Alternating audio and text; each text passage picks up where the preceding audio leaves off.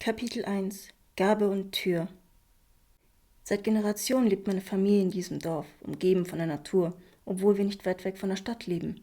Natürlich kommen viele Besucher in unser idyllisches Dorf zum Erholen und Kräfte sammeln für das Stadtleben. Unser Blumenladen, den gibt es seit 300 Jahren in der Gemeinde. Dieser ist sehr bekannt, da wir sehr interessante Sorten von Blumen und Pflanzen besitzen. Insbesondere aber auch wegen meiner Großmutter. Sie hat einen sechsten Sinn zu erkennen, wer welche Blume jetzt gerade braucht. Ich selbst habe die Gabe auch, aber irgendwie funktioniert sie nicht so, wie ich es will. Früher, als ich noch jünger war, lachte meine Großmutter mich an und sagte, mach dir keine Sorgen, während sie mir über das Haar strich. Deine Kraft braucht Zeit. Ich selbst hatte es am Anfang auch schwer gehabt. Du wirst es aber schaffen, wenn die Zeit reif ist. Manchmal frage ich mich, warum meine Gabe so anders ist als die von meiner Oma, was es zu bedeuten hat, dass ich Pflanzen zum Leben erwecken kann und warum meine Hände dabei leuchten. Es fühlt sich so seltsam an, als ob ich irgendwas Größeres verstehen müsste, aber ich immer noch im Dunkeln tappe.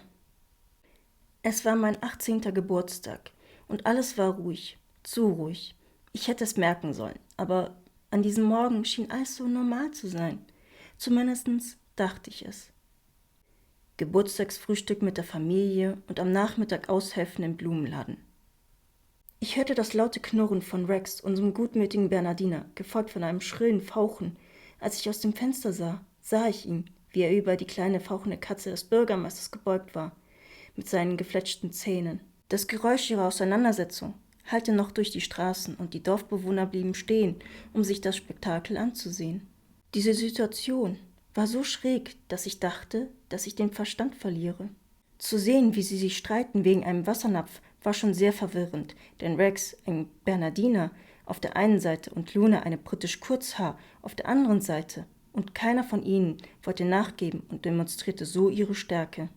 Viele der Dorfbewohner schauten sich das Spektakel an und konnten vor Lachen nicht mehr stehen.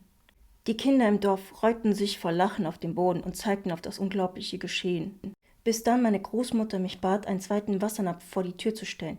Während ich den zweiten Napf hinstellte, fiel mir auf, wie unterschiedlich die beiden doch waren. Rex, der sanftmütige Riese, und Luna, die kleine Kämpferin.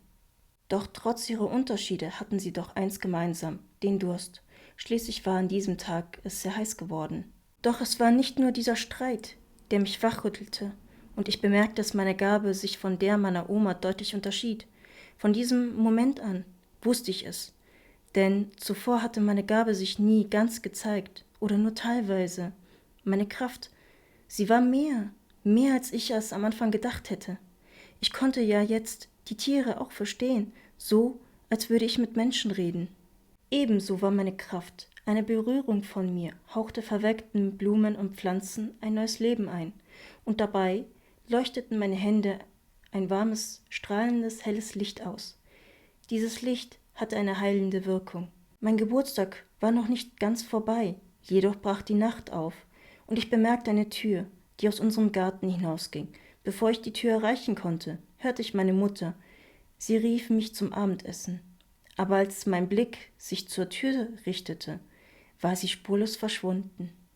An diesem Tag dachte ich, dass es nur eine Einbildung von mir war. Die Zeit verging wie im Flug, und meine Großmutter brachte mir alles bei, was ich wissen musste, wie ich den Blumenladen zu führen hatte und wie ich mich um die Menschen kümmerte. Es sind schon 2 Jahre ins Land gegangen und ich nahm den Platz von Oma ein. Meine Eltern, die in die Stadt gezogen sind, wollten Oma natürlich auch mitnehmen. Sie jedoch war so stur wie ein Esel und wollte bis zum Schluss im Familienhaus bleiben. Ich arbeite von Montag bis Freitag für die Menschen im Dorf und samstags sind die Tiere meine Kunden. Anfangs dachte meine Oma, dass ich verrückt geworden war, aber als ich von den Unterschieden meiner Gabe erzählte im Vergleich zu ihren, war sie fasziniert und sagte, ich sollte daran arbeiten, für das Dorf und die Tiere gut zu sorgen. Doch jetzt, zu meinem 20. Geburtstag, habe ich wieder diese Tür gesehen. Also war es keine Einbildung. Dieselbe morsche alte Tür. Auch am selben Platz wie vor 2 Jahren. Ich stand also wieder vor der Tür. Doch ein Gebrüll von der anderen Seite war so laut, dass ich nach hinten fiel. Was war das? Ich war erstarrt. Ich konnte mich nicht bewegen. Nur auf dem nassen Gras sitzen und auf die Tür starren. Mein Atem stockte. In diesem Moment, bevor alles schwarz wurde, sah ich es. Etwas, eine Gestalt, verborgen im Schatten. Aber ihre Augen brannten, ein tiefes, unheimliches Rot. Dann war alles still und es war weg. Nur diese roten Augen, sie brannten sich in mein Gedächtnis ein. Mein Kopf drehte sich und die Welt begann, sich ebenfalls zu drehen. Ich spürte das kühle, feuchte Gras unter mir und doch gehorchte mein Körper nicht mehr. Alles wurde schwarz und ich verlor das Bewusstsein. Die Tür, sie war diesmal nicht verschwunden. Nein, sie wurde nur überwuchert von der Kletterrose. Oma fand mich im Garten und rief ein paar Kunden um Hilfe, um mich ins Haus zu bringen. Niemand außer mir konnte die Tür sehen. Selbst als ich Oma fragte, ob sie die Tür sehen konnte, sah sie nichts. Eine Woche verging und ich traute mich immer noch nicht in den Garten, was irgendwie verständlich war. Plötzlich waren weder Rex noch Luna auffindbar. Die sonst so streitwütigen waren diesen Morgen verschwunden. Ich hatte ein ungutes Gefühl, als ich die Tür erblickte. Ich nahm meinen ganzen Mut zusammen und ging in Richtung der Tür. Durch eine Berührung von mir wurde die Kletterrose zu einem Tor, das mir erlaubte, hindurchzugehen. Nun stand ich abermals wieder vor der Tür, hin und her gerissen, ob ich wirklich das machen sollte. Viele Gedanken schwirrten mir durch den Kopf. Was, wenn es ein Fehler war? Was, wenn sie dort nicht sind? Sehe ich diese roten Augen wieder? Ich nahm meinen ganzen Mut zusammen und öffnete die Tür, und was ich dort sah, konnte ich nicht mit Worten beschreiben. Es war ein Garten, aber alles war dort verwelkt. Ich versuchte, einen Baum zu retten, in der Hoffnung, dass es nicht zu spät war. Aber es war zu spät. Ich konnte nichts ausrichten, nicht einmal mit meiner Kraft. Die Umgebung war voller bösartiger, negativer Energie, die selbst mir schwer fiel zu atmen, diese Emotionen, von wem sie auch kamen. Sie bedrückten die gesamte Umgebung. Hallo? Ist da wer? Ich schaute mich um, doch ich hörte nichts. Nicht einmal die Vögel waren hier. Nichts war hier, weit und breit.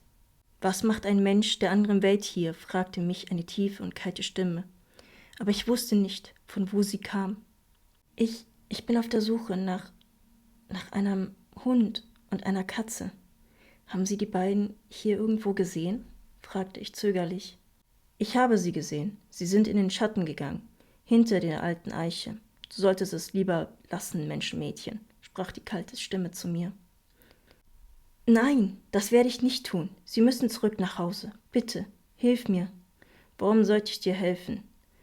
Das, was im Schattengarten sich verlaufen tut, wird mein Festmahl sein. Nun sprach die kalte Stimme, bedrohlicher und voller Hunger, der gestillt werden musste. Nein, gib sie mir zurück, du darfst sie nicht essen. In diesem Moment wollte ich weinen. Allein der Gedanke, dass diese Stimme die beiden essen könnte, brach mir das Herz. Was bist du bereit zu opfern, um diese Tiere zu retten, bevor ich sie verspeise? Fragte mich die Stimme. Zeig dich, und ich werde es dir ins Gesicht sagen, sprach ich voller Mut, was ich rückblickend bereue. Die Stimme zeigte sich. Es waren dieselben unheimlichen roten Augen wie an jenem Tag. Diese Gestalt war mit Rosendornen überzogen, schwarzen langen Haaren, und sein Oberkörper war vernarbt von Wunden, die schon länger her waren. Es war ein Mann, aber er hatte keine Beine, sondern eine Schlangenform. In diesem Moment wurde es mir schlagartig klar. Als ich jünger war, feierten wir das 300-jährige Dorffest. An diesem Tag erzählte uns einer der Ältesten eine Legende über einen Mann namens James Mackenzie. Nach der Überlieferung war einst der Winter so kalt, dass die Dorfbewohner keinen Ausweg fanden, als in den verbotenen Wald zu gehen, um Holz zu hacken. James jedoch hackte an dem Baum des Lebens, denn nur dieser war übrig geblieben. Die Naturgöttin Aruna war so erzürnt, dass sie James verfluchte, ohne ihn zu fragen, wieso er den Baum des Lebens abhacken wollte. Bist du etwa James Mackenzie, der Verfluchte? Stotternd kam nur das raus. Die Gestalt nickte langsam und murmelte: »So nannte mich man einst.« »Warum? Warum hast du versucht, den Baum des Lebens zu fällen?« fragte ich vorsichtig. »Wir brauchten Feuer, um zu überleben.« Seine Stimme war kalt, aber auch langsam bedrohlich geworden. Aber der Baum des Lebens ist doch heilig.« Ich war wütend, dass er nicht die Natur achtete. Aber ich konnte auch seine Lage damals verstehen. Heilig? Er hat uns nicht vor dem Frost geschützt. Seine Augen waren immer noch unheimlich rot und hatten etwas von einer Schlange zugleich. »Jetzt, wo du mich gesehen hast, was bist du bereit zu tun, um diese Tiere zu retten?« fragte James mich mit einem abfälligen Ton. Ich weiß nicht warum, aber in diesem Moment fing ich an, zur Naturgöttin Aruna zu beten. Mir fielen die Tränen das Gesicht herunter. Es bringt dir hier nichts zu beten.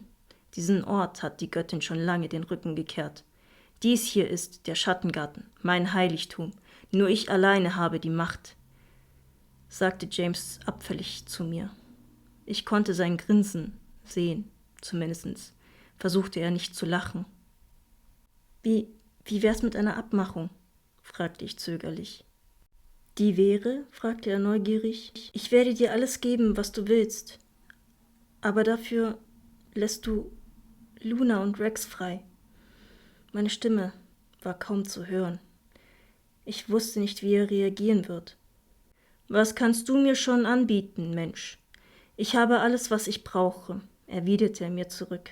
»Ich weiß, dass du denkst, du hättest alles, aber ich habe etwas, das du vielleicht nicht erwarten würdest. Eine Geschichte über diesen Ort, über diesen Schattengarten und über dich. Ich weiß, dass du denkst, du hättest alles, aber ich habe etwas, das du vielleicht nicht erwarten würdest. Eine Geschichte über diesen Ort, über den Schattengarten und über dich. Diese Geschichte, sie könnte dir vielleicht helfen, zu verstehen, warum dieser Ort ist, so wie er ist, und vielleicht sogar einen Ausweg aus dieser Dunkelheit zu finden für dich.« Er schüttelte nur den Kopf und sagte zu mir, für mich ist jegliche Hilfe zu spät. Zu spät?« wiederholte ich verwundert. »Warum? Warum denkst du das?« »Genug«, schrie er mich an. »Nimm diese Tiere und verschwinde. Ich will kein lebendes Geschöpf ohne meine Erlaubnis in diesem Schattengarten sehen.« Sein Gesicht, es kochte vor Wut. James verschwand, wie er gekommen ist, aus dem Nichts. Luna und Rex kamen angelaufen zu mir und wir rannten zusammen in Richtung Tür. Ich zitterte noch eine ganze Weile, bis ich mich beruhigen konnte, aber Rex und Luna wichen nicht von meiner Seite und versuchten mich so gut wie möglich zu beruhigen.